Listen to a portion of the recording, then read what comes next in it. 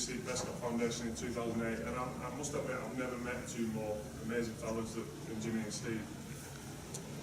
I do the Great North Run every year, which is a half marathon up in Newcastle, with a friend of mine, expert in aid of a premature baby unit called Tiny Lives.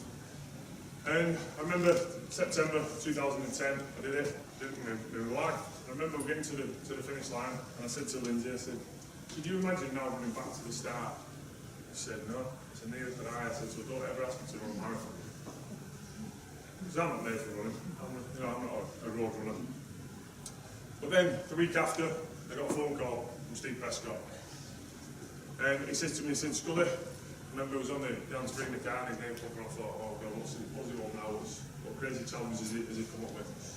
And it was. He says to me, he said, I've got a challenge for us in May this year, if you're keen, just me and you. He says, go on then, what is it? He says, it's the Paris to London Marathon Challenge. So I'm sure you mentioned marathon now. So he told me, I said, go on then, what is it? He said, right, we run the Paris Marathon. The day after, we cycled from Paris to Calais. The day after that, we rolled the Channel.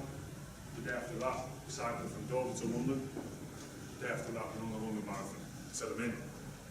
I went back and told my wife, she went, I'm sure we had this conversation last week, you're never going to run a marathon. She said, you're doing 2 in a week now. I said, well, Steve Prescott asked you, how can you say no? Here's a guy who was diagnosed with terminal stomach cancer, given 6 months to live, and he's willing to put his body through the same. So how can I say no?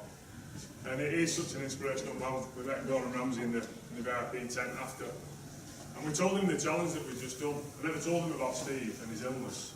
And we told him the challenge, and he was gobsmacked. And then I said to him, I told him Steve's story when Steve was out of the room, and he couldn't believe it. He actually got us on Twitter later on in the afternoon, and he just said what